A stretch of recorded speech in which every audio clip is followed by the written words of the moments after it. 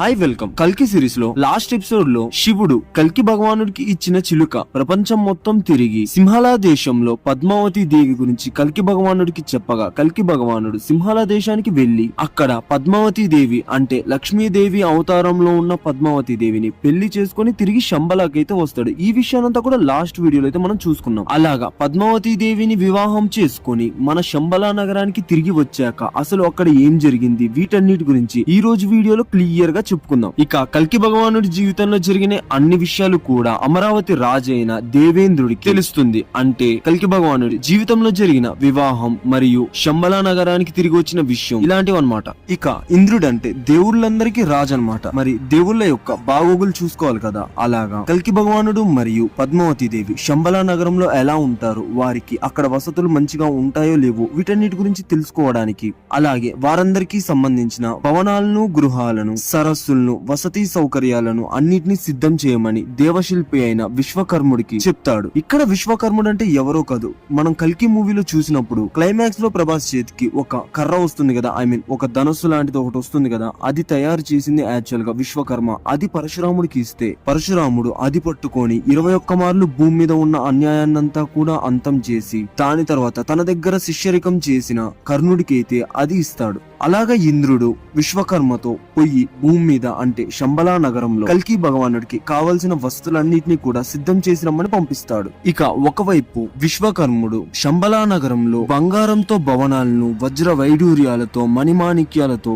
అలంకరించి ఎంతో సుందరంగా శంబలా నగరాన్ని అయితే మార్చేశాడు. ఇదంతా ఇక్కడ జరుగుతున్న సమయంలో ఇంకోవైపు కల్కి భగవానుడు మరియు పద్మావతి దేవి సింహళ దేశం నుంచి బయలుదేరి కారుమతి నగరాన్ని వదిలేసి అక్కడ దగ్గరలో ఉన్న సముద్ర తీరాన విడిది చేశారు. ఇక పద్మావతి దేవి యొక్క తల్లిదండ్రులైన బృహద్రథుడు మరియు కౌముది సకల లాంఛనాలతో కల్కి భగవానుడిని మరియు పద్మావతి దేవిని సాగనంపడానికి సముద్ర తీరానికి ఎన్నో బహుమతులతో, గుర్రాలతో, ఏనుగులతో అయితే వచ్చారు. అలాగా వచ్చిన తర్వాత కల్కి భగవానుడు సముద్రుడికి అయితే ఇలా చెప్తాడు, ఒకసారి నీ ప్రవాహాన్ని స్తంభింపచేయు అని చెప్తే నీళ్ళని కూడా సడన్ గా స్తంభించిపోతాయి. ఆ టైంలో గుర్రాలు, ఏనుగులు మరియు బహుమతులు అన్నిటితో కలిపి కల్కి భగవానుడు నేల మీద నడుచుకుంటూ వెళ్ళినట్లుగా నీటి మీదైతే నడుచుకుంటూ వెళ్లిపోతాడు. ఇక తన దగ్గర ఉన్న పరమశివుడు ఇచ్చిన చిలుకతో అయితే ఇలా అంటాడు, నువ్వు టక్కనే ఎగిరిపోయి శంబలా నగరంలో మన కోసం విశ్వకర్మ అయితే భవనాలను, విడిది మందిరాలను, సరస్సులు అన్నిటినీ సిద్ధం చేసి ఉంచాడు. అలాగా మా భవనంలో ఉన్న మా తల్లిదండ్రులకు నేను పద్మావతి దేవితో మరియు నా పరివారంతో శంబలా నగరానికి వస్తున్నానని వారికి తెలియజేయమని చెప్తాడు. ఇక అలా చెప్పిన నెక్స్ట్ మినిటే ఆ చిలుక టక్కనే ఎగిరిపోయి శంబలా నగరానికి అయితే చేరుకుంటుంది. ఇక్కడ శంబలా నగరం గురించి ఒకసారి చూస్తే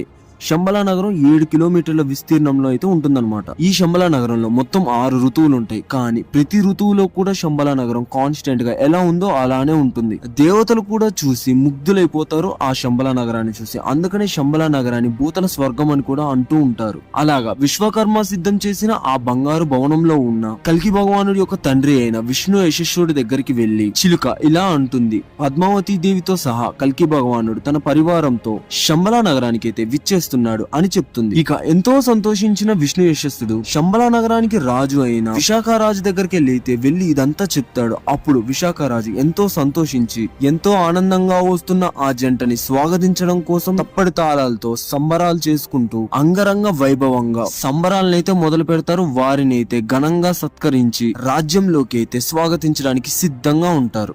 ఇక కల్కి భగవానుడు మరియు పద్మావతి దేవి శంబలా నగరానికి వచ్చాక తన తల్లిదండ్రులైన విష్ణు యశస్సుడికి మరియు సుమతి దేవికి అయితే నమస్కరించి రాజ్యంలోనికి అయితే వెళ్తారు. అలాగా కొంతకాలం పద్మావతి దేవి మరియు కల్కి భగవానుడు ఎంతో సంతోషంగా ఆ రాజ్యంలో ఉంటారు. అలా కొంతకాలానికి కల్కి భగవానుడి యొక్క సోదరుడు కవికి మరియు అతని భార్య అయిన కామకలకు ఇద్దరు ఎంతో బలవంతులైన పుత్రులైతే జన్మిస్తారనమాట. వారి పేర్లు వచ్చేసి బృహత్ కీర్తి మరియు బృహత్ భావుడు. తర్వాత ఇంకో సోదరుడైన ప్రాజ్ఞుడు అనేవాడికి తన భార్య అయిన సన్నిధికి యజ్ఞుడు, విఘ్నుడు అనే ఇద్దరు పుత్రులు కూడా జన్మిస్తారు. ఇక ఇంకో సోదరుడైన సుమంత్రకుడుకు మరియు అతని భార్య అయిన మాలినికి శాసనుడు మరియు వేగవంతుడు అనే ఇద్దరు పుత్రులు జన్మిస్తారు. ఇక ఫైనల్ గా మన కల్కి భగవానుడికి మరియు పద్మావతి దేవికి ఇద్దరు పుత్రులు జన్మిస్తారు. వారి పేర్లు వచ్చేసి జయుడు మరియు విజయుడు. ఇక వీరి జన్మం అయిపోయిన తర్వాత భూమి మీద అధ్వానంగా ఎన్నో నీచకర్మలైతే జరుగుతూ ఉన్నాయి. ఇంకా కలి యొక్క ఆగడాలైతే అస్సలు ఆగడం లేదు. అధర్మం ఆకాశాన్ని అంటుతుంది.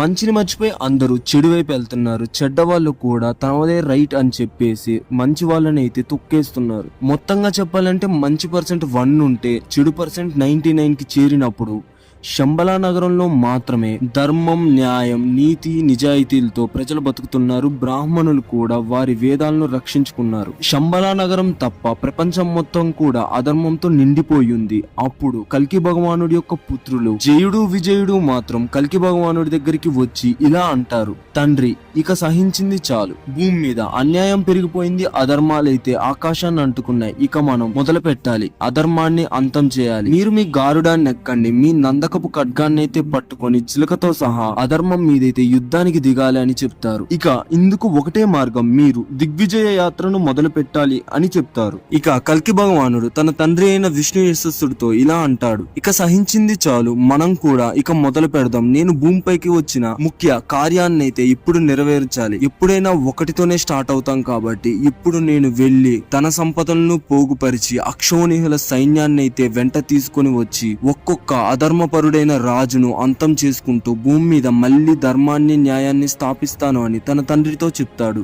ఇక కల్కి భగవానుడు తన పుత్రులైన జయుడు మరియు విజయుడితో సహా తన సోదరులతో పాటు తన మిత్రులు, అదే కాకుండా ఆ రాజ్యానికి రాజైన విశాఖ రాజు మరియు అతని సైన్యంతో పాటు తన గారుడాన్ని అధిరోహించి నందకము అనే ఖడ్గాన్ని పట్టుకొని తన చిలుకను తన భుజం మీద ఎక్కించుకొని బయలుదేరుతాడు. ముందుగా కీకటపురం అనే ఒక రాజ్యం మీదకి దండెత్తుతాడు. ఈ కీకటము అనే రాజ్యం బుద్ధుడి యొక్క ప్రధాన రాజ్యం. ఇక ఈ రాజ్యంలో వైదిక ధర్మానికి క్వైట్ ఆపోజిట్ గా ఉంటారు. అంటే ఇక్కడ పితృదేవతలకి కార్యాలు చేయడం తప్పు, నిషేధించారు. అసలు పితృదేవతలే లేరు, దేవుళ్ళు లేరు, దెయ్యాలు లేవు, ఏం లేవు. ఓన్లీ మానవ శరీరం మాత్రం ఒక్కటే ఉంది. మన ధర్మాలు, సూత్రాలు అన్నిటిని కూడా మర్చిపోయేలా చేశారు. అంతేకాకుండా బ్రాహ్మణుల చేత ఇక్కడ పాచి పని చేపిస్తూ ఉంటారు. ఇక్కడ ధనానికి ఎంత విలువ ఉందో స్త్రీలకి కూడా అంతే విలువ ఉంది. ఒక్క మాటలో చెప్పాలంటే మనుషుల కంటే కూడా ధనానికి ఎక్కువ విలువ ఉందని చెప్పొచ్చు. ఇక ఈ కీకటపురం అనే రాజ్యం బుద్ధుడి ఆధీనంలో భారతదేశంలోని సూత్రాలు, నియమాలు, వేదాలన్నిటికీ కూడా క్వైట్ ఆపోజిట్ లో ఉందన్నమాట. ఇక మన కల్కి పురాణంలో ఏముందంటే బుద్ధుడి మొదటి స్థానమైన కీకటపురం మీద కల్కి తన మొదటి ఆక్రమణ అయితే చేస్తాడనమాట. అదేంటి, గౌతమ బుద్ధుడు అంటే మంచోడు కదా, బుద్ధం శరణం గచ్చామి, ధర్మం శరణం గచ్చామి ఇలాంటి సూత్రాలు జీవితాంతం చెప్పుకుంటూ ధర్మాన్ని స్థాపించడానికి తన జీవితాన్ని కూడా త్యాగం చేసిన మహాపురుషుడు కదా. ఆయన మీదకి కల్కి ఎలాగ ఆక్రమణ చేస్తాడు, ఎలాగ అంతం చేస్తాడు అని అనుకోవచ్చు. ఇక్కడ మీరు అనుకుంటున్నట్లు గౌతమ బుద్ధుడు ఇక్కడ మనం ప్రస్తావించే బుద్ధుడు ఒకడైతే కాదు. ఎందుకంటే గౌతమ బుద్ధుడి అవతారం చూస్తే మన విష్ణుదేవుడి యొక్క 10 అవతారాల్లో గౌతమ బుద్ధుడి అవతారం కూడా ఒకటి. కాబట్టి తాను చెప్పిన సూత్రాల్ని తానే అంతం చేయడు. కాబట్టి ఇక్కడ ప్రస్తావించిన బుద్ధుడు వేరే. ఇక్కడ వివాహ బంధం ఉండదు, అలాగే పితృదేవతలకు పూజ చేయడం ఉండదు. అంటే పితృదేవతలు అంటే మన పేరెంట్స్ కి గౌరవం ఎలాంటి విషయంలో దక్కదనమాట. అన్యాయాలు, అధర్మాలు, నీచులు, నికృష్టులతో ఈ రాజ్యం అంతా పూర్తిగా నిండిపోయింది. కాబట్టి ఈ రాజ్యం మీదకి కల్కి భగవానుడు తన ఆక్రమణ అయితే మొదలు పెట్టాడు. అంతేకాని ఈ బుద్ధ రాజ్యానికి మరియు గౌతమ బుద్ధుడి యొక్క రాజ్యానికి ఎటువంటి సంబంధము లేదు.